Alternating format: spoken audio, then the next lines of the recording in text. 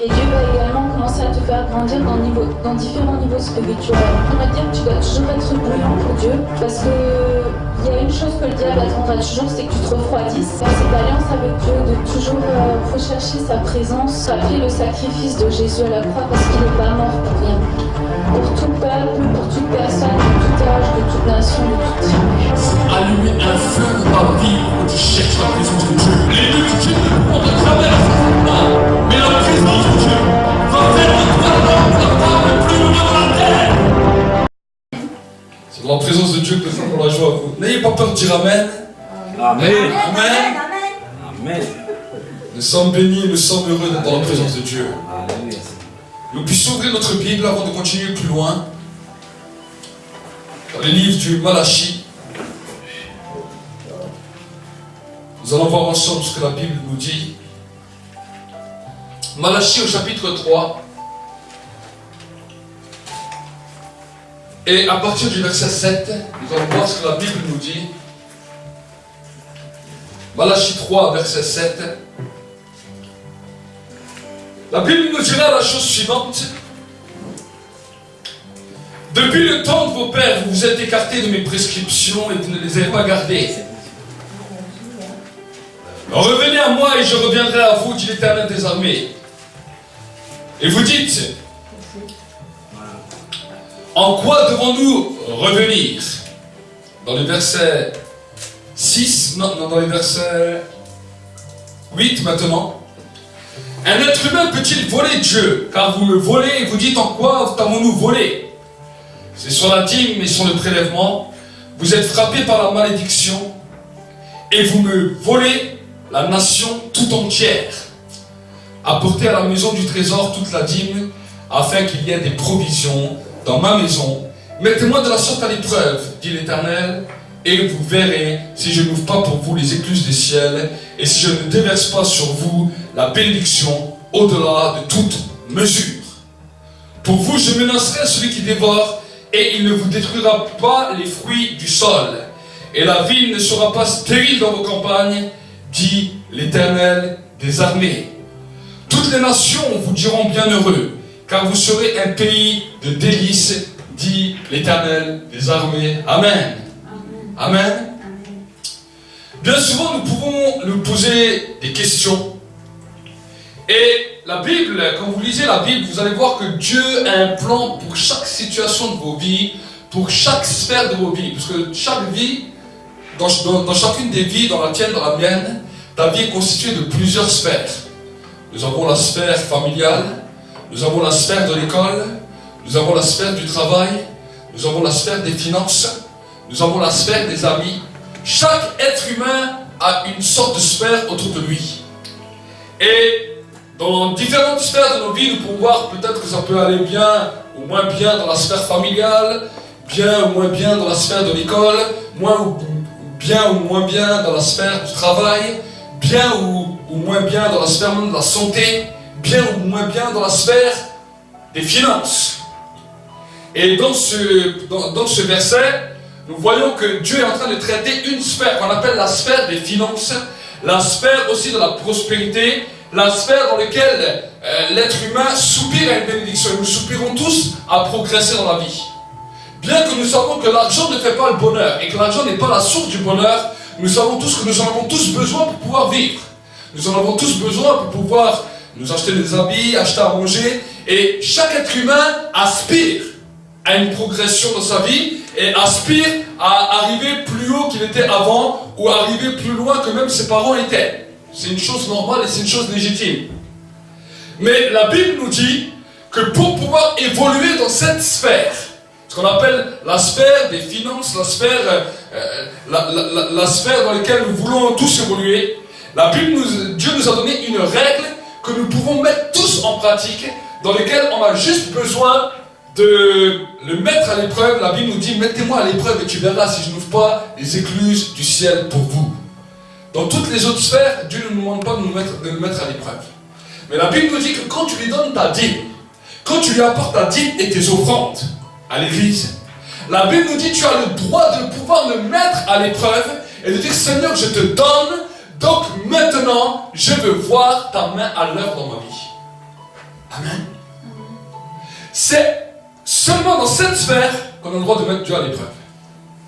Dans toutes les autres sphères, nous voyons même que Jésus, quand Satan est venu lui parler sur d'autres choses, Jésus lui a dit, tu ne tenteras point le Seigneur ton Dieu. Mais quand on parle de cette sphère-là, c'est-à-dire dans lesquelles tu commences à être fidèle dans ta dîme, dans tes offrandes, tu vas voir à partir de là que si tu commences à dire Seigneur, je vais t'éprouver, Dieu va commencer à ouvrir les écluses du ciel pour toi. Et la Bible nous dit qu'il va faire tomber la bénédiction de la pluie de la première et de l'arrière-saison et la bénédiction au-delà de ce qui mesure. Amen. Amen.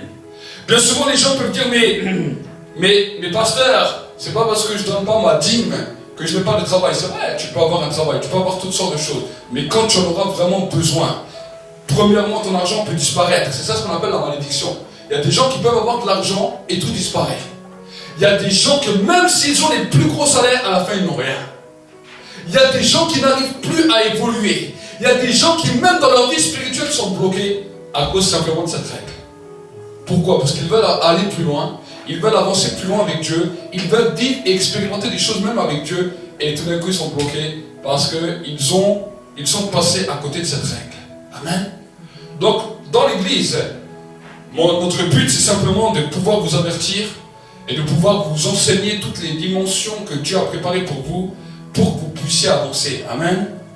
Ensuite c'est entre toi et Dieu. C'est entre toi et Dieu. Nous, on te donne les clés. Après, c'est à toi de faire avec ces clés ce que tu veux. Amen.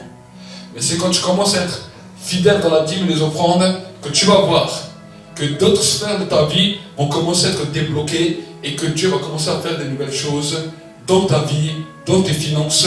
Avec le peu que tu as, Dieu peut te faire fructifier dans toute chose, même si tu n'as pas beaucoup. L'essentiel, ce n'est pas la quantité que tu as. L'essentiel, c'est la fidélité. Amen. Il y a des gens, ils ont beaucoup, mais ils ne sont pas fidèles. Mais s'il y a des gens, ils ont peu et ils sont fidèles, Dieu va augmenter le peu.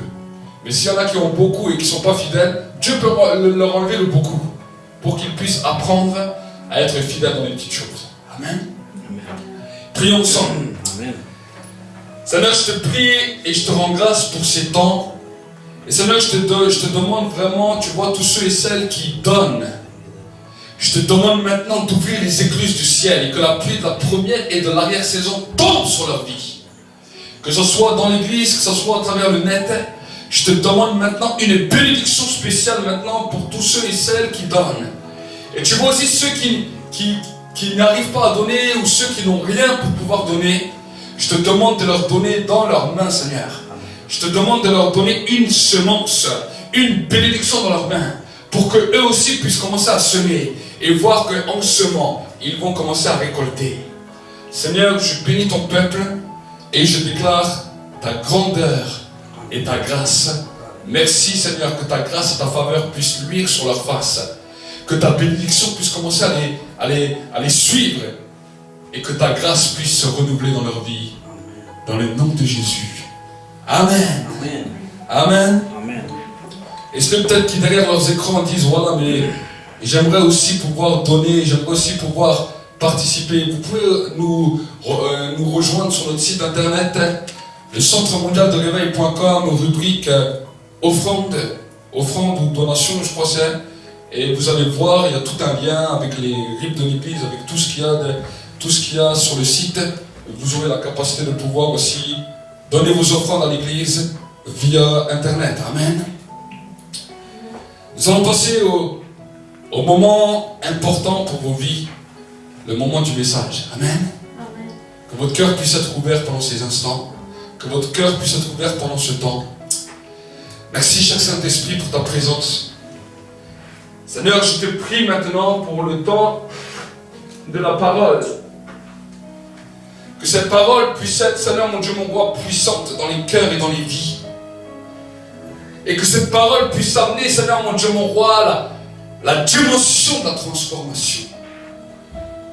Que cette parole puisse renouveler l'être intérieur au plus profond de son âme, au plus profond de son cœur, de ses pensées, de ses émotions. Et que cette parole amène la vie là où elle touche. Que cette parole amène la vie là où elle touche. Je commande que la mort soit engloutie par la vie. Et que maintenant cette parole puisse apporter la lumière là où il y avait les ténèbres. la liberté, là où il y avait la captivité. Et que Seigneur, ce peuple puisse sortir de ce lieu libre. Que ceux et celles qui vont entendre ces paroles à travers par le biais du net, qu'après ce message, ils soient libres. C'est une parole de foi que je déclare. Dans le monde visible et invisible. Dans le nom de Jésus. Amen. Amen. Amen. Vous savez que les démons ont peur d'une chose. Les démons n'ont pas peur du bruit. Les démons n'ont pas peur des cris. Les démons n'ont pas peur de tout ce qui peut se passer sur la terre. Mais la Bible nous dit que quand un démon voit la foi, le démon fuit. Amen. Amen. Dans ta vie, tu peux faire toutes sortes de sacrifices. Même les sacrifices religieux. Même tout ce que tu veux. Tant que la foi ne remplit pas ton cœur, le démon n'a pas peur. Est-ce que vous essayez? Qu'est-ce que c'est la foi? La Bible nous dit que la foi, c'est la ferme assurance des choses qu'on espère et la démonstration de celles qu'on ne voit pas. Vous savez, des fois un cri peut cacher la peur. Ou un cri peut accompagner la peur. Est-ce que vous avez déjà vu les gens quand ils sont à pleurer ou quand on les effraie? La première des choses qu'ils font, ils vont crier. Pourquoi? Parce que le cri va accompagner la peur.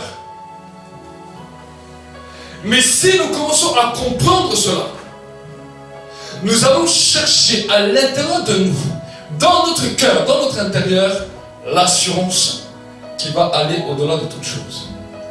Amen. Amen. Parce que quand l'assurance vient, tu n'as plus de peur, tu n'as plus de crainte. Et tu sais que ce que tu dis est l'accomplissement de ce qui est écrit dans la parole de Dieu. Amen. Bien souvent, les gens ont foi en Dieu, mais ils n'ont pas foi en eux. Quand tu vas demander un esprit mauvais, c'est pas simplement le fait de dire je crois en Dieu qui va le faire fuir. Parce que la Bible nous dit que le démon croit aussi. Et il tremble.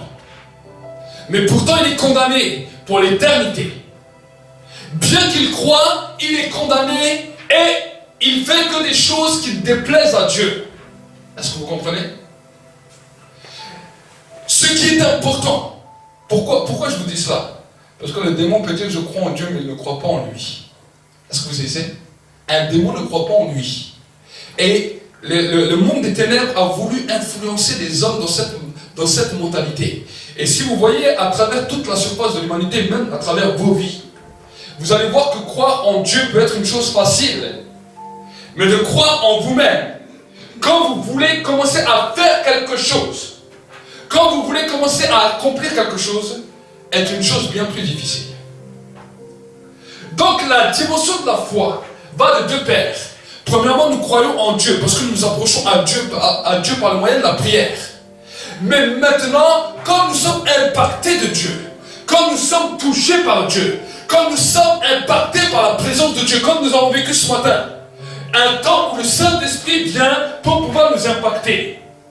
Sache que l'apôtre Paul est en train de dire quelque chose de nouveau. Et il te dit, voici quand cet impact commence à se produire dans ta vie, tu n'es plus la même personne. Ce n'est plus toi qui vis, mais c'est le Christ qui vit en toi. Donc ça veut dire que la foi que tu avais commencé à manifester pour Dieu, tu dois la manifester aussi pour toi, parce que celui qui est en toi s'appelle Dieu. Amen. Est-ce que vous comprenez?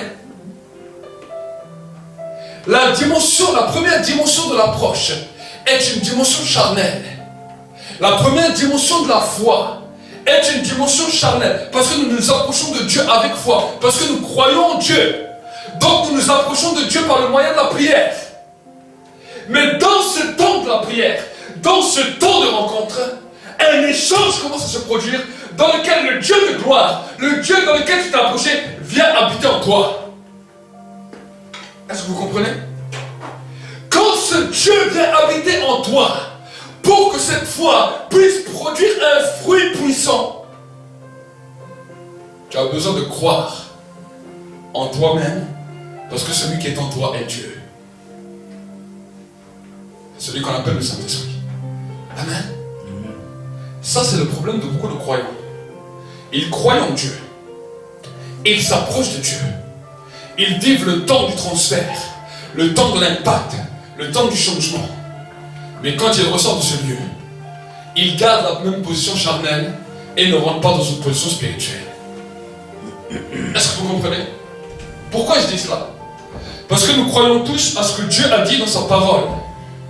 Mais est-ce que nous croyons à ce que nous disons quand l'impact de sa présence est venu sur nos vies? Est-ce que ta parole, ta déclaration, ce que tu vas déclarer, ce que tu vas dire, est-ce que tu vas y croire? C'est ça le problème. Et bien souvent, les gens sont frustrés. Les gens sont bloqués. Parce qu'ils croient en Dieu. Mais ce que eux disent, ils n'y croient pas. Ce que eux déclarent, ils n'y croient pas. Et le diable le sait, et les démons le savent.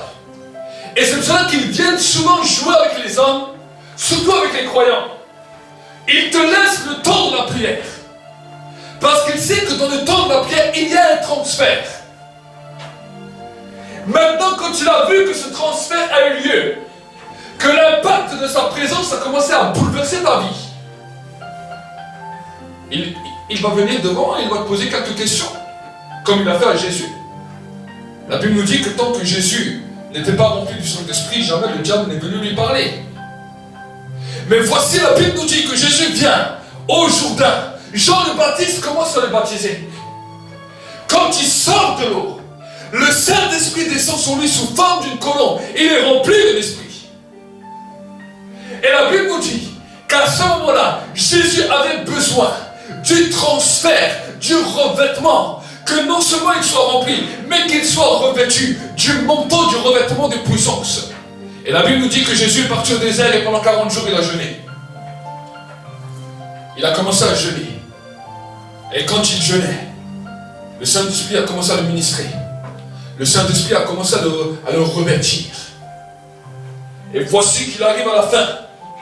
Maintenant il est revêtu. Maintenant il est prêt. Maintenant il sait que sa parole, ce qu'il va dire, va avoir l'accomplissement. Jusqu'avant, il n'était pas sûr de cela. Bien qu'il était parfait, bien qu'il était Dieu, bien qu'il était Dieu fait homme, pendant 30 ans, la Bible ne nous dit pas qu'il était sûr de tout ce qu'il disait. Est-ce que vous comprenez? Il n'a rien fait, il n'a fait aucun miracle. Pourquoi? Parce qu'il voulait montrer au monde et nous montrer l'exemple de l'impact du transfert. Et là, voici maintenant qu'il était transféré totalement par la présence de Dieu. Qu'il savait que l'impact, le poids de sa parole était un poids qui allait bouleverser les choses. La Bible nous dit que le diable est venu à ce moment-là. Et il a commencé à tenter. Est-ce que vraiment cela t'est écrit? Est-ce que vraiment tu peux faire ça? Est-ce que vraiment tu es capable? Est-ce que vraiment... Et j'aimerais te dire que dans ta vie c'est pareil. Chaque fois que tu vas sortir de la présence de Dieu, chaque fois que l'impact de sa présence a commencé à toucher ta vie, voici qu'un petit démon va venir. Est-ce que vraiment tu crois que ce que tu vas dire va s'accomplir? Est-ce que vraiment tu crois que tu vas réussir? Est-ce que tu crois que vraiment on va t'appeler là où tu as postulé pour le travail? Est-ce que tu crois que réellement tu vas avoir ton examen? Tous ces genres de choses commencent à venir pour déjà te déstabiliser. Et quand tu commences à réfléchir sur ces choses et à ne pas prendre position contre les esprits qui viennent te parler, voici que le diable dit non, il n'est pas spirituel, il est charnel. C'est là où beaucoup de gens ont chuté. C'est là où beaucoup de gens n'ont plus compris. Ils ont jeûné, ils ont prié. La présence de Dieu était forte. Ils ont passé un temps avec Dieu. Le Saint-Esprit les a visités. Ils ont pleuré. Ils ont été visités. Voici que même avant de tomber dans le péché, quand ils sortent de ce temps, voici que le diable vient les tester. Le diable est simplement il vient simplement tester. Tu as dit dans la prière que tu avais la foi. Tu as dit dans la prière, merci Seigneur pour que tu m'as visité. Tu as senti la présence de Dieu. Mais est-ce que maintenant tes paroles vont être fortes? Est-ce que maintenant tes actes vont être forts? Est-ce que maintenant tu vas arriver dans la dimension dans laquelle tu racontes? Si une autre personne dit les choses, tu vas y croire. Mais si toi-même tu dis les choses, tu n'y crois pas. Amen. Amen. Nous allons continuer dans le livre de Hébreux, au chapitre 10, verset 1er, nous allons voir. Maintenant, nous allons rentrer dans le vif du message. Là, nous avons simplement fait une introduction pour vous expliquer un petit peu ce que c'est la foi, pour que vous compreniez que quand Dieu vous a impacté, vous ne devez plus simplement supplier ou demander ou réclamer, mais ordonner. Parce que le Dieu de gloire habite en vous et celui qui habite en toi est Dieu. Amen. Le Saint-Esprit est Dieu. Et si le Saint-Esprit vient habiter en toi, alors celui qui habite en toi est Dieu. Le Dieu qui a tout créé. Le Dieu qui a dit à la poussière de créer les animaux. Le Dieu qui a dit à la poussière de créer l'homme. Le Dieu qui a ordonné au ciel de se mouvoir d'êtres qui volent. Le Dieu qui a ordonné à la mer de se mouvoir de toutes sortes de poissons. Ce même Dieu est en toi. Et ce même Dieu parle à travers ta bouche. Ça veut dire ce que tu vas commencer à déclarer. Ce que tu vas commencer à dire. Si tu crois, cela se manifestera. Est-ce que vous comprenez? Maintenant, nous allons voir Hébreux chapitre 10, verset 1er. Nous allons parler de la puissance, de l'impact du deuxième culte. La Bible nous dit, la loi en effet possède du nombre des biens à venir. Et non pas l'exacte représentation des réalités. C'est pourquoi elle ne peut jamais, par les sacrifices toujours identiques, qu'on représente perpétuellement chaque année, amener à la perfection ceux qui s'approchent de Dieu. Sinon, aurait-on cessé de présenter, puisque ceux qui rendent ce culte auraient été purifiés une fois pour toutes et n'auraient plus aucune conscience de leur péché. Mais par les sacrifices, on rappelle chaque année le souvenir des péchés, car il est impossible que le sang des taureaux et des boucs ôte le péché. C'est pourquoi en entrant dans le monde, le Christ dit, « Tu n'as voulu ni sacrifice ni offrande, mais tu m'as formé un corps. Tu n'as agréé ni holocauste ni sacrifice pour le péché. Alors j'ai dit, je viens. » Dans le rouleau du livre, il est écrit à mon sujet, « Pour faire, ô Dieu, ta volonté. » Il dit d'abord, « Tu n'as voulu et tu n'as agréé ni sacrifice ni offrande, ni holocauste pour le péché, qui cependant sont offerts selon la loi. » Puis il dit, « Voici, je viens pour faire ta volonté. » Il abolit donc le premier culte pour en établir un second. Et c'est en vertu de cette volonté que nous sommes sanctifiés par l'offrande du corps de Jésus-Christ une fois pour toutes.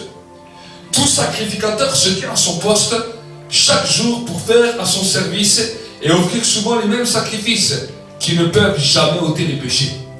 Mais lui, après avoir présenté un sacrifice pour le péché, s'est assis à perpétuité à la droite de Dieu. Et il attend désormais que ses ennemis deviennent son marchepied. Car par une seule offrande, il a rendu parfait à perpétuité ceux qui sont sanctifiés. Amen. Amen. L'apôtre Paul est en train de parler de quelque chose d'important.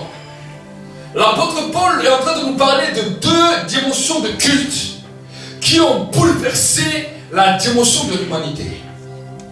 Quand il nous parlera de la première dimension du culte, c'est le culte que les enfants d'Israël ont commencé à pratiquer et qui pratiquent encore jusqu'à aujourd'hui, et que dans beaucoup de religions du monde on a pris ce modèle. C'est ce qu'on appelle le culte du souvenir des péchés. Vous savez qu'en Israël, quand le peuple juif va faire les fêtes et va dans un temps où les sacrifices sont donnés à Dieu, ils ont un temps où on appelle le souvenir des péchés. Et le peuple se rappelle des péchés et commence à parler des péchés qu'il a commis et se souvient des péchés.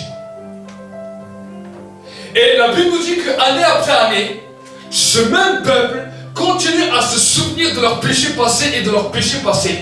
Sacrifice après sacrifice. Ils continuent à se souvenir des péchés. Voilà pourquoi, quand Jésus est arrivé sur la terre et qu'il a parlé au peuple juif, il leur a dit, vous êtes des esclaves. Voici que le peuple juif ne comprenait pas ce que Jésus est en train de leur dire. Parce que le peuple juif a dit, nous ne sommes pas des esclaves, nous sommes des descendants d'Abraham. Mais pourtant, Abraham n'était pas un homme qui se rappelait continuellement leurs péchés. Parce que le premier culte n'avait pas encore été donné. Il faisait des autels dans lesquels il rendait des actions de grâce à Dieu. Mais ce n'était pas un homme qui avait le souvenir perpétuel de son péché. Est-ce que vous comprenez? Par contre, quand les sacrificateurs sont venus, avec tous les sacrifices pour les animaux, parce qu'il faut savoir que chaque péché que le peuple faisait, il fallait amener un sacrifice, un animal qu'on amenait en sacrifice. Chacun, imaginez, on serait encore dans ce temps, chaque péché que tu ferais, chaque dimanche, un il amènerait un taureau, l'autre il amènerait un buffle, l'autre il amènerait, je sais pas, toutes sortes d'animaux. Et en fonction de la grosseur de l'animal, les gens regardaient, ah, celui-là il a fait beaucoup de péchés, celui-là il a fait un peu moins, il ramène quelques pigeons, ça va. L'autre il ramène une souris, donc ça va, non je plaisante. Mais chaque personne, en fonction de son péché, devait ramener un animal. Heureusement que nous ne devrons pas faire ça ici. Parce que, en fonction de l'animal que vous amènerez, on comprendrait que cette semaine n'a pas été très bonne pour vous.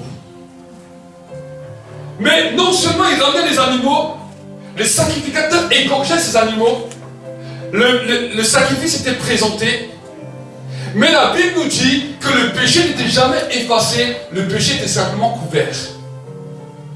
Donc chaque semaine, chaque année, chaque fête, quand le peuple venait se rassembler, il se souvenait. C'est comme si le sacrificateur disait, bon, l'année dernière, tu as ramené un agneau, tu as ramené une vache, tu as ramené un taureau. Donc, on sait à peu près, vu la confession que tu as faite, voilà maintenant à quoi tu dois te rappeler. Si la communauté était grande, peut-être le sacrificateur ne le disait pas à tout le monde, mais chaque personne se rappelait. Et ils avaient un temps ce qu'on appelle le premier culte, le temps du souvenir du péché. Et le peuple se rappelait les péchés. Et vous savez, quand on se rappelle d'un péché, c'est terrible. Parce que la première des choses, quand on se souvient d'un péché, c'est on implore le pardon de Dieu. On implore la grâce de Dieu. On demande le pardon de Dieu. Et le peuple gémissait. La Bible nous dit que quand le peuple d'Israël se rassemblait pour venir devant Dieu, il gémissait, il clamait, il demandait pardon et pardon, et il demandait toujours pardon pour les mêmes choses. Parce que le souvenir du péché était terrible. Le souvenir du péché était terrible. Et le peuple rappelait, et au bout d'un moment, ils ne se rappelaient même plus seulement de eux-mêmes, mais la Bible nous dit qu'ils confessaient leurs péchés, et ils confessaient les péchés de leur père. Ils ne le faisaient pas simplement pendant une réunion, comme des fois nous pouvons le faire. Mais chaque fois qu'ils se rassemblaient, ils faisaient ça. Alors imaginez, s'ils ont 10 pères avant eux, des grands-pères, des arrière-grands-pères, qui ont fait je ne sais quoi, et qu'eux, ils ont tout marqué. Et que chaque fête, ils se rappelaient un péché de leur père, un péché de leur grand-père, de leur arrière-grand-père, de leur arrière-grand-père. C'était interminable. Au point que le peuple n'entrait plus en communion avec Dieu, mais que la dimension du premier culte était simplement une dimension d'un souvenir du péché. Est-ce que vous comprenez? Voici où le diable veut ramener les enfants de Dieu. Aujourd'hui, alors que nous sommes justifiés à cause du moyen du sang de Jésus, aujourd'hui que nous avons été rachetés à cause de ce que Christ a fait, que le diable a corrompu une grande mentalité, une grande pensée de beaucoup de l'Église, en le ramenant toujours au premier culte, au souvenir du péché. L'apôtre Paul est en train de nous expliquer que quand un péché a été fait, que ce soit un péché des terres ou même un de nos péchés qui a amené une malédiction, si tu demandes pardon et que cette porte est fermée au moment même où tu as demandé pardon, le souvenir du péché a disparu. Écoute bien, le souvenir du péché a disparu. C'est ça qu'on appelle la dimension du deuxième culte. Peu importe les fautes que tu as faites, peu importe le péché que tu as fait, au moment où tu as demandé pardon, le souvenir du péché dans le monde spirituel a disparu. Tu n'as plus besoin de demander 50 000 fois pardon. Si tu as demandé une fois pardon d'un cœur sincère, ce péché a été effacé totalement et a disparu devant Dieu. De telle sorte que tu n'as plus besoin de t'apitoyer 50 000 fois à cause d'une erreur ou d'un péché, mais que tu puisses entrer directement devant Dieu. Est-ce que vous comprenez?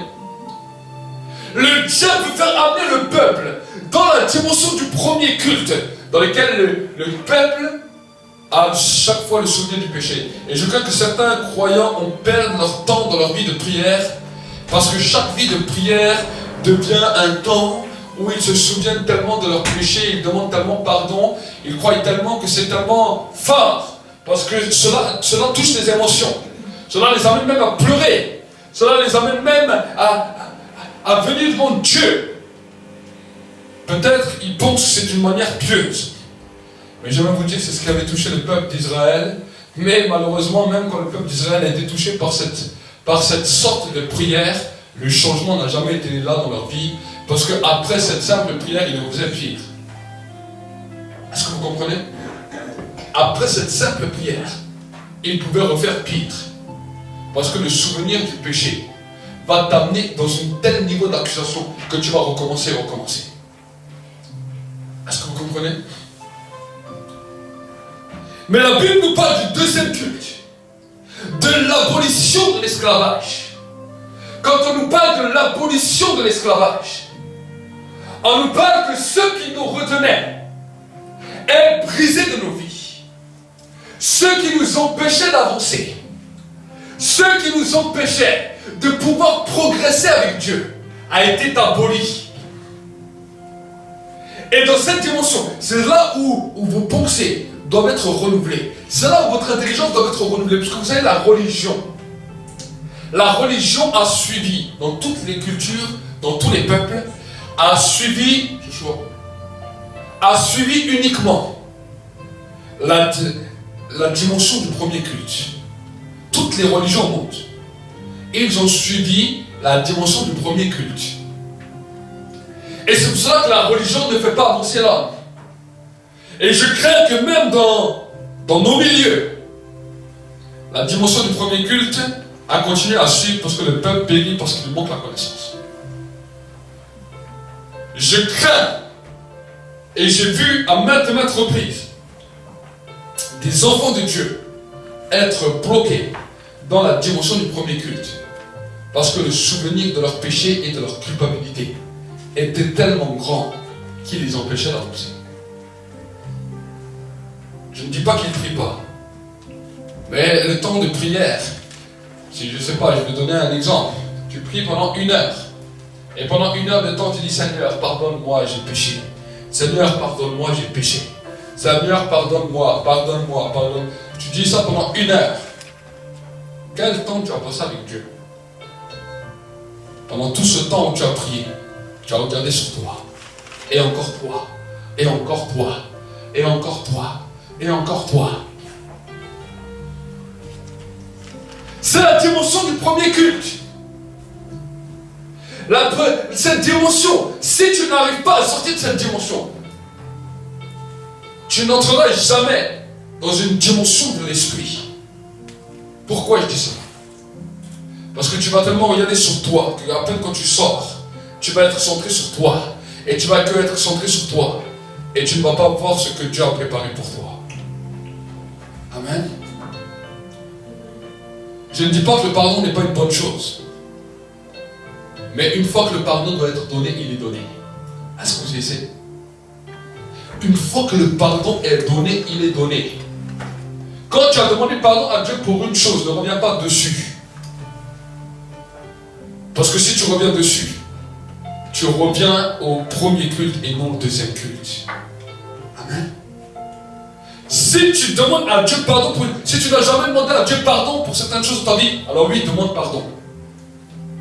Mais une fois que tu as demandé, et tu as dit, Seigneur, je viens me repentir devant toi. Je reconnais que devant toi, ce que j'ai fait est mal.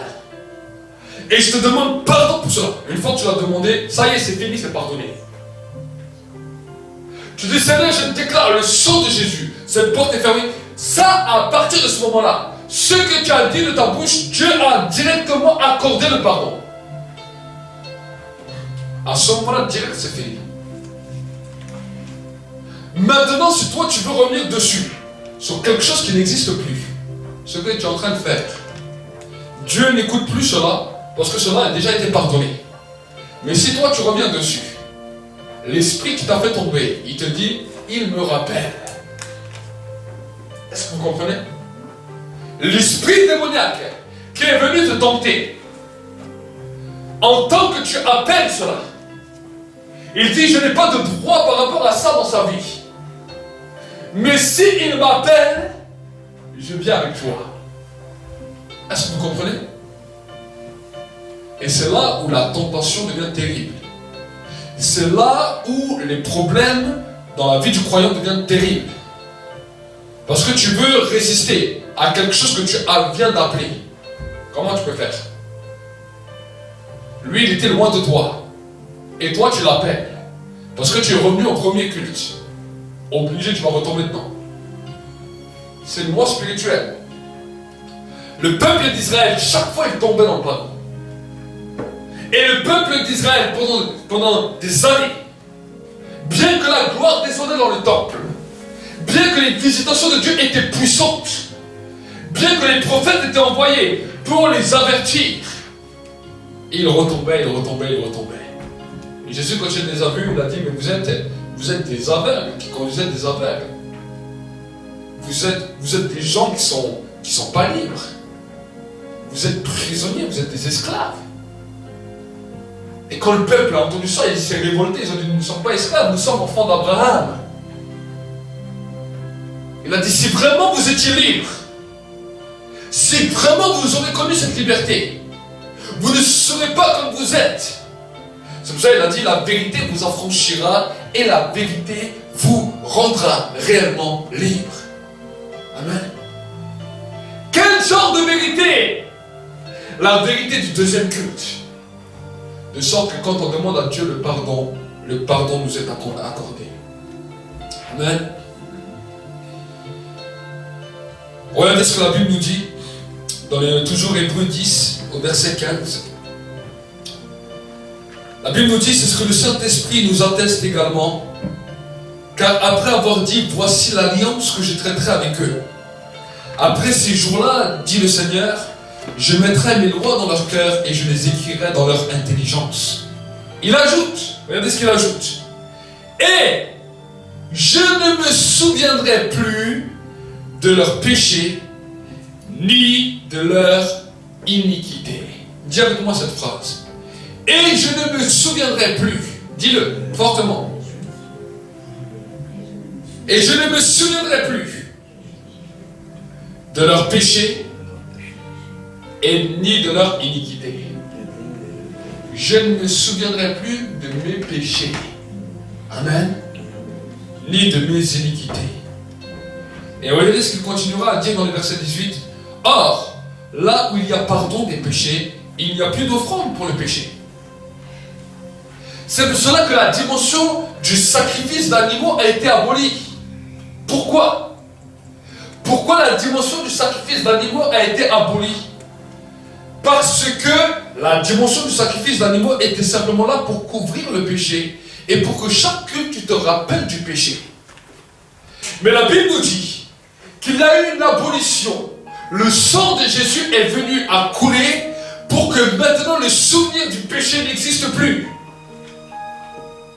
Je prie pour que tu comprennes cela ce matin. Le souvenir du péché, c'est ce qui t'amène à la destruction. Le souvenir du péché appartenait à la première alliance. Mais la dimension de la deuxième alliance nous a rendu libres du souvenir du péché. Nous a rendu libres du souvenir de nos iniquités. Peu importe quelle a été ta vie, peu importe quels ont été tes péchés, du du plus petit péché au plus gros péché. Si tu as été sincère avec Dieu, devant Dieu, il y a une abolition. Il y a quelque chose qui a été terminé totalement. Amen. Pourquoi Dieu voulait accélérer les choses? Il a dit, je ne peux plus voir que des hommes perdent leur temps à simplement se souvenir de leurs péchés. Dieu avait mal au cœur quand il voyait cela. Parce qu'il voyait que les hommes prenaient du temps pour aller le chercher, que les hommes prenaient du temps pour aller prier, que des hommes prenaient du temps pour venir devant lui. Mais pourtant que ce temps, ils étaient en train de le perdre, parce que chaque fois ils se souvenaient de leurs péchés, chaque fois ils se rappelaient de leurs fautes, et l'accusateur de leur âme venait les détruire. L'accusateur de leur âme venait les empêcher d'entrer dans une plus grande dimension. Et le peuple perdait du temps et n'entrait jamais dans une dimension de communion avec Dieu. Même les sacrificateurs étaient bloqués. Même les sacrificateurs étaient bloqués. C'est pour cela que pendant des temps, vous allez voir des temps où la gloire descendait. Parce que certains sacrificateurs comprenaient le mystère qui était attaché à Dieu. Ils arrivaient à avancer. Mais pendant un temps où la Bible nous dit que quand le prophète Zacharie était là, jusqu'à pratiquement la venue du Christ, 400 ans sont passés sans que Dieu n'ait pu parler. Parce que le peuple était simplement dans une dimension d'un premier culte. Et je crains que de nos jours c'est la même chose. On peut arriver à vivre des dons spirituels pendant un temps de louange. Oui, c'est bien. On peut avoir des différentes prophéties. Pourquoi? Parce que le Saint-Esprit était quand même descendu. Mais quand nous voyons dans l'Église, à travers le monde, nous voyons que le 3/4 des enfants de Dieu restent bloqués au souvenir du péché et ils perdent leur temps. Dieu voulait amener son peuple à le connaître. Et je le réalise depuis des années que je prêche, depuis des années que je vois des hommes, des femmes, dans tous les endroits, dans tous les milieux, dans tous les endroits même du monde où j'étais allé, et je vois la même chose. Les gens sont contents pendant le temps des cultes, les gens peuvent être contents pendant les temps de parole, les gens peuvent être contents pendant un temps de visitation.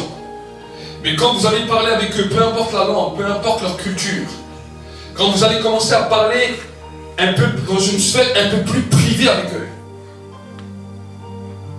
la culpabilité des péchés, le souvenir des péchés entre 90% des croyants. On peut parler bien. Quand vous faites certains messages et que le Saint-Esprit vient par une conviction du péché. Les gens étaient convaincus du péché une fois, 2 fois, mais on voit, j'ai vu que les gens sont bloqués dans leur raisonnement. Et que la plupart des temps de culte, même quand vous les voyez pleurer, même quand vous les voyez toucher, vous allez parler avec eux. Qu'est-ce qui se passe à ce moment-là? Qu'est-ce qui est en train de se passer? Je me souviens de tous mes péchés. Je regarde tout ce que j'ai fait. Dieu est bon, il me visite, mais regarde tout ce que j'ai fait. Le souvenir du premier culte vous porte les hommes et les femmes. Est-ce que vous comprenez? Dieu veut nous emmener dans un nouveau temps. Et quand Jésus est en train de parler à la Samaritaine, toi qui es juif, tu viens me demander à moi de boire de l'eau. Qu'est-ce que ça voulait dire? Que si tu savais vraiment qui je suis, tu ne devrais pas me parler. Jésus est en train de lui dire, je sais très bien qui tu es. Il lui dit, va chercher ton mari. Il dit, j'ai pas de mari. Il dit, t'as bien fait de dire ça. Parce que t'as eu 7 maris. Celui que t'as, il n'est même pas toi. Là, elle est choquée. Elle dit, purée, il me connaît. Chaque fois que je prie, je pleure. Je suis dégoûté, démoralisé, déstabilisé. Et lui, il vient au 257, il me dit tout. Et Jésus est en train de lui expliquer quelque chose. Et il explique à cette femme que si à ce moment-là, elle comprend le pardon, sa vie entière peut être changée. Et ce qui la met dans le poids de l'accusation peut être brisé en un instant. Et il lui a dit, voici l'heure, et elle est venue, où les vrais adorateurs adorent le Père en esprit et en vérité. Car Dieu est esprit, et il faut que ceux qui l'adorent en esprit et en vérité. Il est en train de parler du processus d'accélération. Il est en train de nous parler de quelque chose qui allait accélérer la vie spirituelle des hommes et des femmes qui comprennent la puissance du deuxième culte. Il dit, vous adorez ce que vous ne connaissez pas. nous adorons ce que nous connaissons, car le salut vient des Juifs. Il dit ça à cette Samaritaine. Mais bien que le peuple juif adorait ce qu'il connaissait, la réelle adoration n'était pas là, parce qu'ils appartenaient au premier culte, le culte des sacrifices, le culte des péchés, le culte de la culpabilité. Et regardez toutes les religions à travers le monde. Quand vous commencez à analyser la religion, vous allez voir que toute la religion est basée par rapport à quoi? Une demande à Dieu d'un pardon. Une demande à Dieu d'un pardon. Là, les musulmans sont en train de jeûner. Pourquoi? Parce qu'ils vont arriver à un soir spécial où ils vont s'attendre à une nuit de pardon, à une nuit de miséricorde. Ils font cela pour quelque chose. Les religions à travers le monde sont bloquées par cela, parce qu'ils ont regardé comment le peuple juif faisait. Avant cela, cette dimension n'existait pas. Parce que quand vous allez voir les religions avant, que ce soit les Égyptiens, que ce soit les religions qui étaient avant, c'était simplement des invocations d'esprit. On sacrifiait des enfants, on faisait toutes sortes de choses pour avoir une puissance, pour avoir une autorité. Mais quand Dieu est venu confondre tous ces peuples à travers les enfants d'Israël du pays d'Égypte, et quand les peuples du monde ont vu la puissance de Dieu qui s'est manifestée à travers Moïse, à travers les prophètes, ils ont dit, mais quelle est la clé? Quelle est la clé pour pouvoir arriver à toucher le Dieu puissant? Mais vu que les enfants d'Israël étaient sur simplement la dimension du premier culte, le souvenir des péchés, toutes les religions ont commencé à prendre ce modèle. Est-ce que vous savez?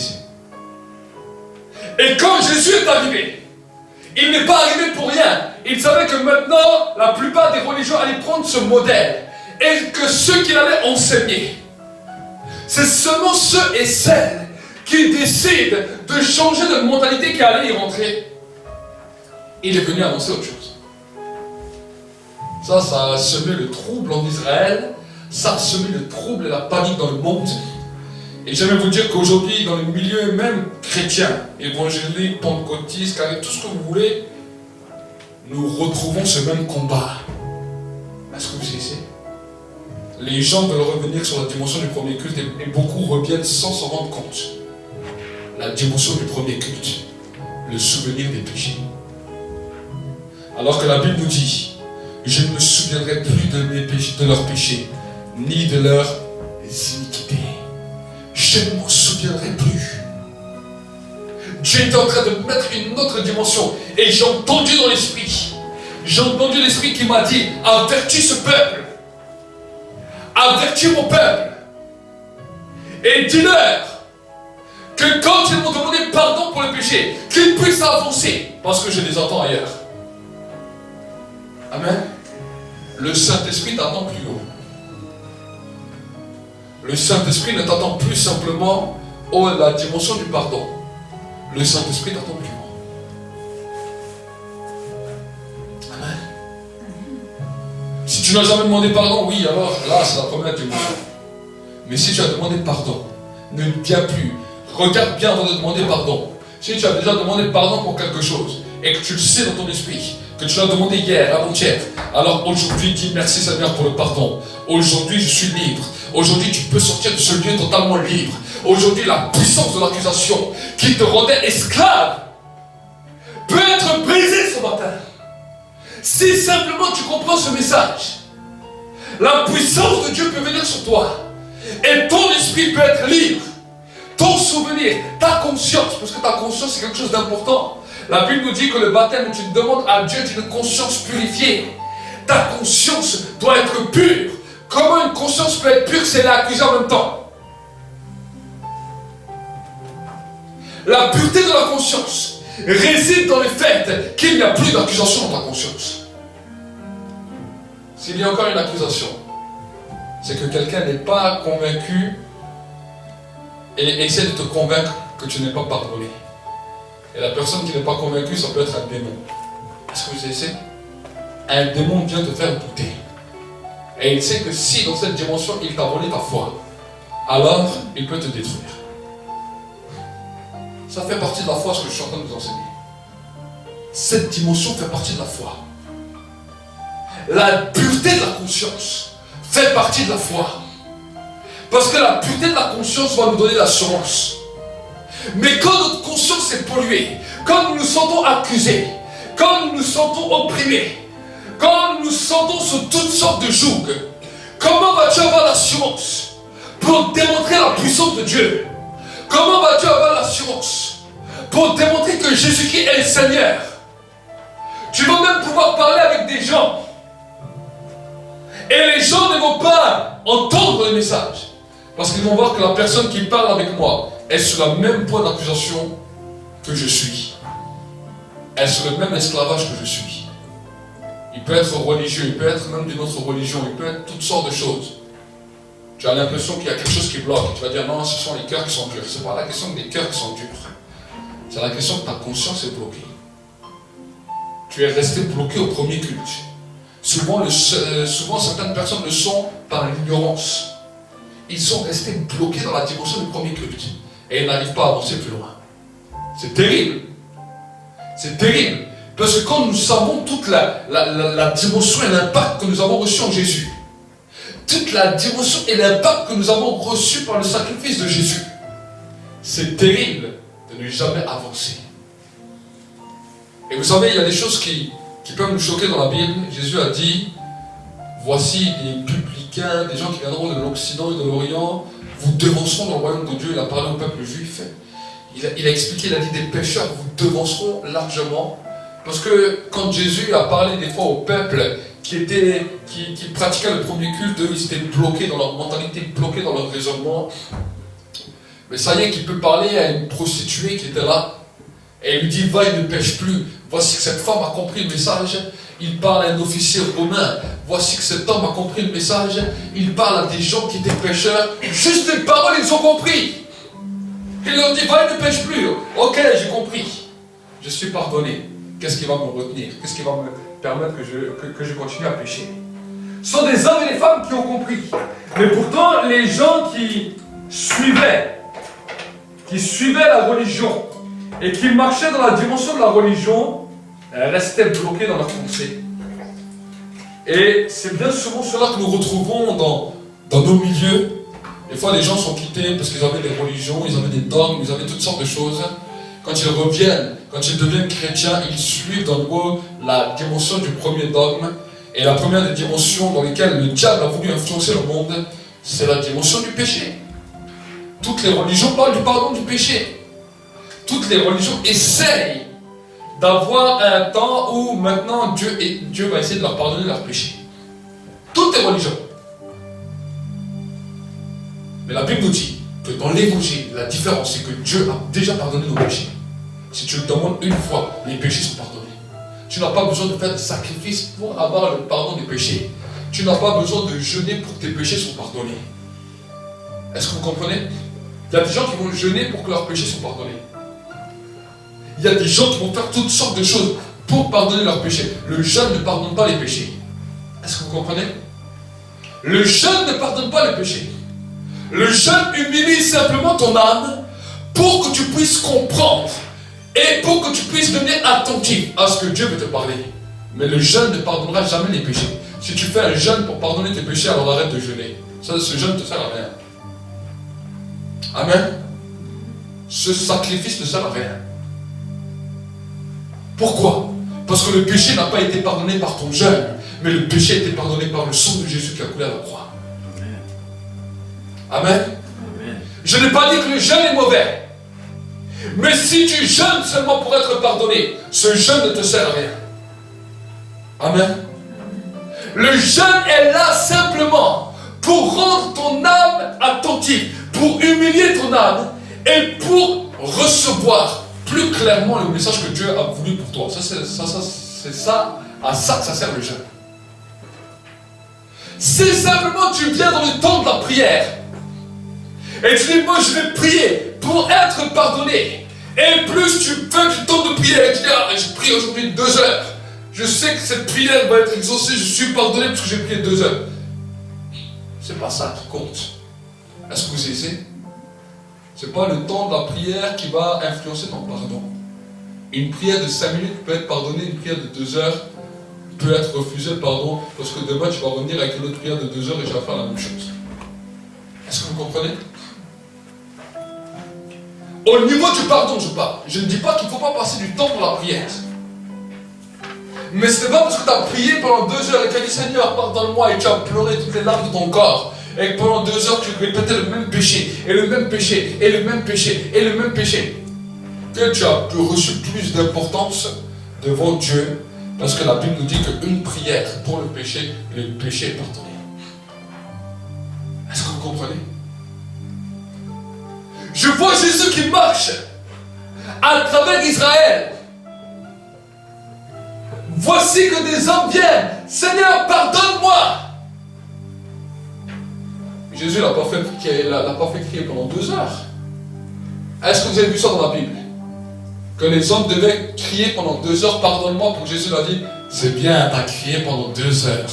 Va, tes péchés te sont pardonnés. Dites-moi où je trouve un verset comme ça dans la Bible. Montrez-moi dans la Bible où je trouve un verset où des gens criaient 2 heures, 3 heures. Et Jésus écoutait. Et après il vient et dit, tu as crié 3 heures, tes péchés te sont pardonnés. Non, les gens disaient une fois, Seigneur, pardonne-moi. Va, tes péchés te sont pardonnés. C'est pour cela que ça choquait. Les pharisiens, les scribes, ils étaient là. Et Jésus leur dit, or afin que vous sachiez que le Fils de l'homme a sur la terre le pouvoir de pardonner les péchés. Va, dit-il au paralytique, tes péchés te sont pardonnés. Et ne pêche plus. Amen. Et Jésus commence à se plaire. Il commence à entrer dans une nouvelle dimension. Et là, il marche avec aisance. Il le regarde. Les gens regardaient. Les gens du premier culte étaient là. Ils étaient là à cause des miracles. Ils étaient là parce qu'ils sentaient quelque chose. Ils voulaient voir. Et Jésus, dans un élan, lui dit, va, tes péchés te sont pardonnés. Certains ne lui demandaient même pas le pardon. La femme adultère ne lui a pas demandé le pardon. La femme adultère, la Bible nous dit qu'elle était sur le point de se faire lapider. Jésus a dit que celui qui n'a jamais commis de péché lui jette la première pierre. Pourquoi il a dit ça? Parce qu'il savait que le peuple qui est en train de l'accuser vivait sous la dimension de la culpabilité. Il vivait sous le premier culte. Alors Jésus a dit seulement cette phrase. Imaginez, chaque fois qu'il venait le Shabbat à la synagogue, ils se rappellent leur péché. Et Jésus vient, il met le doigt dessus. Que celui qui n'a jamais fait de péché lui jette la première pierre. La Bible nous dit qu'ils sont retirés du plus âgé au plus jeune. Et Jésus l'a regardé, il lui a dit, où sont tes accusateurs, femme? Il dit, personne. Il dit, personne ne t'accuse. Il lui dit, moi non plus. Va, tes péchés te sont pardonnés et ne pêche plus. La femme choquée, elle n'a même pas demandé. Imaginez, elle n'a même pas demandé. Elle n'a même pas demandé. Mais à cause de ça, après, elle est venue vraiment à ses pieds. Elle a vraiment été touchée par lui. Amen. Mais nous sommes là et nous pleurnichons du matin au soir pour les mêmes péchés. Seigneur, j'ai péché hier. Seigneur, j'ai péché il y a 10 ans. Seigneur, tu te rappelles quand j'ai péché? Le diable vient pour détruire votre foi. Pour que quand votre foi est détruite, alors à ce moment-là, c'est impossible d'aller plus loin avec Dieu. Le peuple va aller plus loin avec le Saint-Esprit. Le peuple veut vivre plus de choses avec Dieu. Et pourtant, le peuple est bloqué au premier culte. Le premier culte a détruit. Et nous faisons des cultes. Nous appelons nos réunions des cultes. Mais quel genre de culte venons pratiquer? Quel genre de culte es-tu venu pratiquer ce matin? C'est bien quand il y a les chants, on chante tous, on tape tous des mains. Mais dans ton esprit, dans ta conscience, quel genre de culte? Avec quel genre de culte es-tu venu? Le culte de l'accusation, le culte de la condamnation, le culte de Vous savez, carrément, un jour, j'avais un frère qui est venu chez moi, il m'a dit, de toute façon, on n'a que ce qu'on mérite. J'ai vu ça et ça dans ma vie. J'ai vu ça et ça dans ma vie. On n'a que ce qu'on mérite. J'ai fait ça un jour dans ma vie. Et j'ai déjà demandé pardon à Dieu. Mais maintenant, je reçois ce que je mérite. Il m'a dit, qu'est-ce que tu en penses? J'ai dit, non, la vie chrétienne, c'est pas ça, mon frère. Est-ce que vous comprenez? Ça fait partie du premier culte. La vie chrétienne veut t'amener dans une nouvelle dimension. Parce que si on parlait comme ça, alors moi je serais le premier en dessous de terre, 10 000 fois en dessous de terre. Est-ce que vous comprenez? J'avais tellement de péchés et de fautes que si je devrais me rappeler à tous les cultes et à toutes les fois que je prie, le souvenir de mes fautes et de mes péchés, ben, c'est pas 1 heure ou 2 heures qu'il me faudrait, 24 heures ça ne me suffirait pas. Amen. Amen. Et quand Dieu il m'a pardonné au début, j'ai commencé à rentrer dans ce délire et au bout d'un moment je dis, mais Seigneur, je ne vais jamais finir moi. Je ne vais jamais finir. Et en plus tous les jours je demandais pardon pour la même chose. Jusqu'au moment où j'ai dit, Seigneur, purifie ma conscience. Un jour j'étais en prière, l'esprit de prière est descendu. J'ai dit, Seigneur, purifie ma conscience, que je ne me rappelle plus des souvenirs du péché. Je ne savais même pas pourquoi j'ai dit cela. Je dis, mais j'en ai ras-le-bol, ma conscience est terrible. J'étais au début de ma conversion. Et quelques mois plus tard, j'ai dit, Seigneur, ma conscience est terrible. Purifie ma conscience, que je me rappelle même plus des péchés. Et là, je commençais à parler avec d'anciennes personnes que je connaissais avant. Ils me disaient, ah, tu te rappelles, tu avais fait ça et ça et ça dans ta vie. Je vous dis la vérité, certaines choses, je ne me rappelais même plus. Jusqu'à même aujourd'hui, des fois, je vois des anciens collègues, ils me disent ça. Il y a certaines choses, j'ai complètement oublié. Je ne me rappelle même plus. Je dis, moi, j'ai fait ça. Pourquoi? Parce qu'il y a une dimension de liberté dans laquelle Dieu veut te faire entrer. Si tu restes tout le temps sur ce souvenir, tu fais comme le peuple juif, tu fais comme les autres religions. Et en fait, tu suis un dogme. Le premier culte ne libère pas. Et c'est pour cela que beaucoup de croyants qui ont accepté Jésus, qui sont même passés par les eaux du baptême, qui sont censés marcher dans la liberté, marchent toujours comme des esclaves. Parce qu'ils sont attachés au premier culte et non au deuxième culte. Amen. Quel genre d'attachement veux-tu? Chaque fois que je veux venir dans la maison, je veux déclarer ma liberté. C'est ça qui vous bloque dans vos vies de prière. C'est ça qui vous bloque dans votre avancée avec Dieu. Le Saint-Esprit veut faire d'autres choses, mais vous vous êtes arrêté, vous vous êtes bloqué et le Saint-Esprit vous attend. Le Saint-Esprit m'a parlé clairement, il m'a dit, dis-leur, je les attends. Je les attends. Qui arrivera? Qui arrivera au deuxième niveau? Amen. Qui arrivera au prochain niveau? Mon désir est que ce matin vous puissiez arriver au deuxième niveau. Amen. Le deuxième niveau. Pour commencer à vivre la plénitude. Nous avons déjà commencé à parler de ça mardi. Et je crois vraiment que Dieu veut mettre un point d'honneur là-dessus.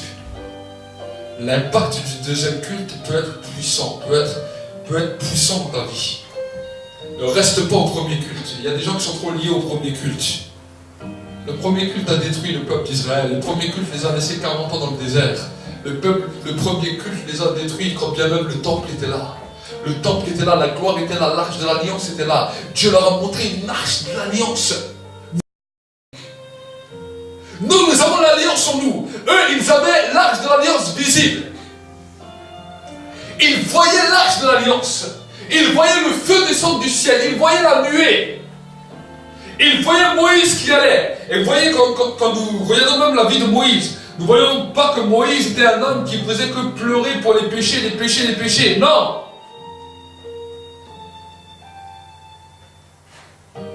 Moïse avait compris certaines choses, comme bien même il avait fait une erreur en frappant le rocher. Il a fait l'erreur, il a demandé pardon à Dieu. Il a dit à Dieu, écoute, il n'y a pas moyen de négocier, allez, c'est bon, j'ai demandé pardon. Il n'y a pas moyen de négocier. Dieu lui a dit, non, j'ai dit ça, c'est bon, c'est fini, pour toi, tu rentres plus. Mais lui, s'il serait été dans la nouvelle alliance, il aurait compris vite les choses.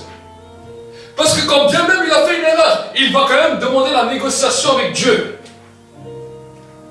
Est-ce que vous savez? Abraham était un des hommes de la même nature.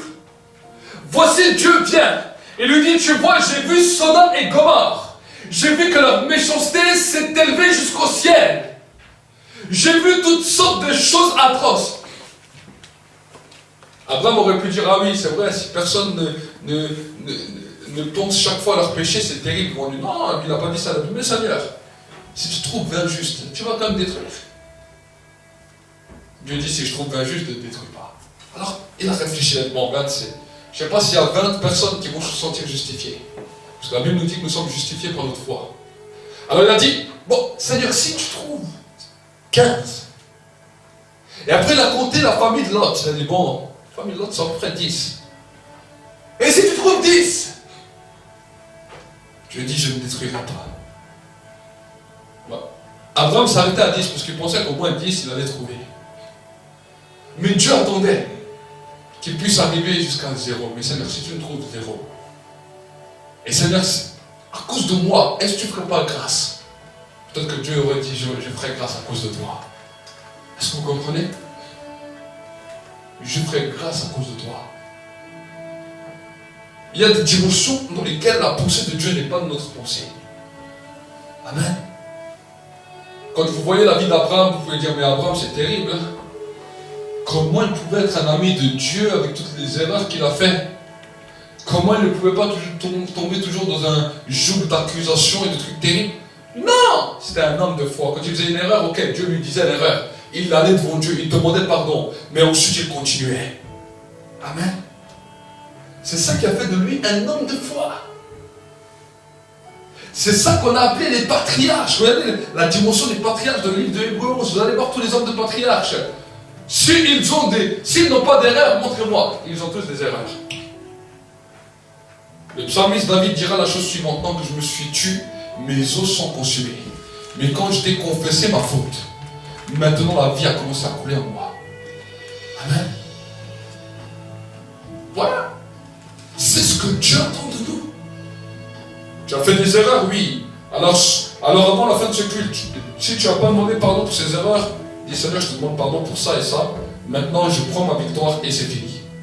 Si tu as déjà demandé pardon à Dieu pour ses fautes, ne reviens pas dessus. Dis-lui, Seigneur, je t'ai demandé pardon hier ou avant-hier ou avant-hier. Merci pour le pardon. Maintenant, c'est ma victoire. Et aujourd'hui, c'est ma journée de victoire. Amen. Ne reviens pas dessus. Tu as demandé pardon. À quoi ça sert de revenir dessus? À quoi ça sert? Ne fais pas comme le peuple juif. Amen. Amen. Et si cela pose un poids, tu veux simplement confesser. Tu sais, la confession du péché est différente que la dimension de l'accusation. Si on va confesser nos péchés, on dit voilà, j'ai fait tel péché, j'ai demandé pardon à Dieu, mais je voulais quand même le confesser à un homme ou à une femme pour que maintenant je puisse rentrer dans mon temps de guérison et pour que maintenant les hommes et Dieu l'ont entendu. Ça, c'est différent. Amen. La confession n'est pas simplement répéter ton péché et demander à Dieu pour ton péché. J'ai demandé pardon à Dieu, mais je voulais quand même confesser mon péché. Amen. Mais ensuite avance. Ne reste pas bloqué dans le premier culte. Le premier culte détruit. Le deuxième culte te fait avancer. Et Jésus a dit, voici l'heure et elle est venue, où les adorateurs, les vrais adorateurs, adoreront le Père en esprit et en vérité. Des hommes qui ne seront pas retenus, des femmes qui ne seront pas retenues par le poids du péché, par le poids de la culpabilité. Ne rappelle jamais à quelqu'un ses fautes. Parce que si tu rappelles à quelqu'un ses fautes, tu es semblable à celui qui vient accuser ton âme et qui vient détruire ton âme, celui qu'on appelle Satan. Chaque personne est à chacune de ses fautes, oui. Mais nous, on habite le réflexe de rappeler aux gens le souvenir de leurs fautes. Chaque personne, ça entre eux et Dieu, ça ne nous regarde pas. Peu importe les fautes qu'ils ont faites, peu importe les péchés qu'ils ont commis, ça ne nous regarde pas, c'est entre eux et Dieu. Amen. Si Dieu l'a pardonné, qui es-tu toi pour l'accuser? Amen. Si Dieu l'a pardonné, qui es-tu toi pour l'accuser? Et quand tu libères aussi une personne de ton esprit, quand tu libères une personne de l'offense, commence à avoir cette même attitude. Commence à avoir cette même attitude. Dis Seigneur, je veux libérer la personne de l'offense. Je libère dans mon esprit cette personne de l'offense. Et quand tu l'as libérée, quand le diable veut essayer de te ramener dans l'esclavage, tu dis je l'ai pardonné, fini. Après il fait ce qu'il veut. Ça ne me regarde plus. Sa vie ne me regarde plus. Sa vie c'est entre lui et Dieu. Amen. Amen. Sa vie c'est entre lui et Dieu. Moi je l'ai pardonné. Si même il continue, c'est même ça. Si je vois que ça peut me causer problème, moi j'essaie de me séparer pour vivre en paix. Mais le poids de l'offense, je ne le porte plus. Je le pardonne et je le libère. Amen. Ça c'est une dimension dans laquelle Dieu veut nous amener. Et quand nous commençons à comprendre cela, nous allons vivre dans la liberté. Dieu veut que nous puissions vivre dans la liberté. Si quelque chose nous opprime, alors à nous maintenant de sortir. Vous savez, le peuple d'Égypte, le peuple d'Israël, quand ils étaient retenus en captivité en Égypte, ils ont fait quoi? Dieu leur a fait quoi? Ils ont libéré les Égyptiens dans leur cœur. Mais Dieu les a fait sortir de l'Égypte. Amen. Ça veut dire quoi? Que quand une situation te rend captif et que tu as la capacité de t'en sortir de cette situation. On sort de cette situation. Amen. Libère ces personnes et maintenant sort de cette situation pour rester en paix. Personne ne te demande de rester opprimé dans cette situation. Personne ne te demande de rester bloqué dans cette situation. Mais maintenant, tu sors de cette situation. Et tu dis, Seigneur, moi je veux vivre dans la paix. Et tu vas commencer à vivre dans ce climat de paix, dans cette dimension de paix, pour que maintenant, tu puisses devenir ce qu'on appelle un artisan de paix. Amen. Parce que ceux qui vont voir Dieu, c'est ça. C'est ceux qui commencent à devenir des artisans de paix. Dans toutes les sphères de nos vies, nous pouvons commencer à penser et raisonner comme ça. Pour que maintenant, Dieu puisse commencer à faire quelque chose de nouveau dans nos vies. Amen. Amen. Hier encore, nous étions dans un magasin. Et quand nous étions dans un magasin, moi j'étais avec des bouteilles, je cherchais une machine pour donner les consignes. Et alors que j'étais en train de chercher la machine pour donner les consignes, tout d'un coup, il y a une dame qui était une présentatrice, qui me dit, vous ne voulez pas goûter une de nos eaux, la Carola, en pêche, pomme? Je fais, écoutez, quand j'ai trouvé ce que je cherche, je reviens après. Et je suis allé, moi, pour faire une dégustation, et quand je fais une dégustation, elle me propose à boire, et je prends un petit peu à boire, je bois, et elle discute un peu avec moi, elle dit, ah, c'est bien, vous respirez vraiment la joie. Elle dit, vous savez, dans le magasin et tout, c'est pas toujours facile. Des fois, je propose à boire gentiment aux gens, les gens des fois me regardent, ils sont des fois durs. Il dit, mais ça fait vraiment du bien, vous avez l'air joyeux et tout. Et je lui dis, bien sûr, madame, je dis, c'est la joie de Dieu qui fait ma force. Et elle me dit, ah, c'est bien, et on a commencé à parler. Et en fait, cette personne ne m'a plus lâché, je lui ai prêché l'évangile. J'ai commencé à prier avec elle, les gens se retournaient, les gens regardaient, elle était en pleurs, elle me prenait carrément dans les mains, par les mains, elle me racontait sa vie, le Saint-Esprit était en train de la toucher, de la visiter. Amen. Et je voulais même partir, je devais même partir, et chaque fois que je repassais, elle me retenait. Pourquoi? Parce qu'il y a des hommes et des femmes qui ont faim, ils sont pas, je lui ai donné une carte, et je lui ai dit, voilà, nous avons la carte, si vous voulez, vous pouvez venir, vous pouvez nous appeler. Et j'étais vraiment heureux comme le Saint-Esprit a commencé à toucher et visiter. Et je veux vous dire que Dieu peut toucher tout le monde et n'importe qui. Si nous ne laissons pas arrêter par la dimension de la culpabilité, nous allons pouvoir voir autour de nous des hommes et des femmes qui sont vraiment en esclavage. Amen. Nous ne pouvons pas dire, nous qui sommes enfants de Dieu, que nous sommes encore dans l'esclavage après ce que Jésus a fait pour toi. Amen. Jésus a fait tellement pour toi et toi tu te comportes encore comme un esclave. Un jour Dieu te demandera des comptes. Il dit, j'ai donné mon fils, son sang a coulé pour toi. Pourquoi pendant toute ta vie tu as pleuré pour tes péchés? Oh mais Seigneur, tu sais c'était dur. Oh Seigneur, tu sais j'y pensais. Oh Seigneur, Jésus au ciel on te dira, mais tout a été accompli. Un ange viendra te dire, tout a été accompli. Pourquoi tu ne comprenais pas? On te l'a dit sur terre. Tu avais la parole, tu l'as lu. Hébreux 10, elle a dit clairement. Ah, mais j'ai jamais lu ce verset. Oh. Ou je l'ai lu, mais je n'ai pas compris. La Bible nous dit qu'il n'y a plus aucune condamnation pour ceux qui sont en Jésus-Christ. Amen. Amen. Les choses anciennes sont passées. J'aimerais que cela puisse être marqué dans ta vie. Les choses anciennes, c'est passé. Les choses de hier, c'est du passé. Les choses du péché, c'est passé. Voici, toutes choses deviennent nouvelles. Quand? Maintenant. Pas demain, pas après-demain, pas dans 10 ans. Maintenant. Prions ensemble. Prie. Si tu n'as pas demandé pardon à Dieu encore pour tes péchés, alors oui, maintenant c'est un temps où tu demandes pardon. Vous aussi derrière les écrans. Mais si tu as déjà demandé pardon à Dieu, je te donne un avertissement, ne demande pas pardon. Mais saisis ta victoire maintenant. Commence à le remercier pour ta victoire. Commence à le remercier pour le pardon. Commence à le remercier et commence à déclarer maintenant que les choses du péché, les choses que tu as demandé pardon, c'est fini. Dis-lui. Dis-lui maintenant. Les choses du péché que tu as demandé pardon, c'est fini. Tu attendais un nouveau point de départ. Certains attendaient de revivre une nouvelle naissance encore une fois et encore une fois. Parce que le temps de la nouvelle naissance était tellement glorieux. Ils ont demandé à Dieu pardon, ils se sentaient tellement purs qu'après ils sont retombés. Et ils ont dit, mais Seigneur, comment est-ce que je peux revenir? Le Seigneur te dit, ce n'est plus le temps d'attendre une nouvelle naissance. C'est le temps d'entrer maintenant dans le processus que l'Esprit a pour toi. Le temps d'entrer dans le processus de ce que l'Esprit a pour toi. Le temps maintenant où tu te saisis de ta victoire, où tu te saisis de tout est accompli. Où tu entres dans la dimension du deuxième culte. Du deuxième culte.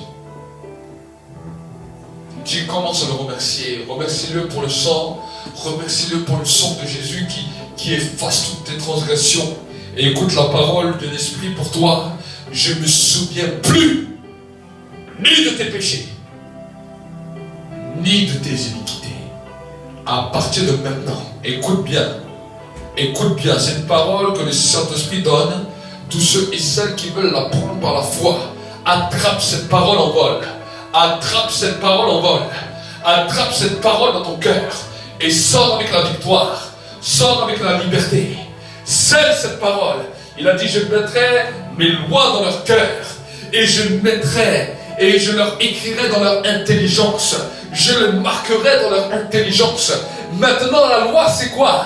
C'est je ne me souviens plus ni de tes péchés, ni de tes iniquités. Prends cette parole maintenant. Prends cette parole maintenant. Marque-la dans ton intelligence.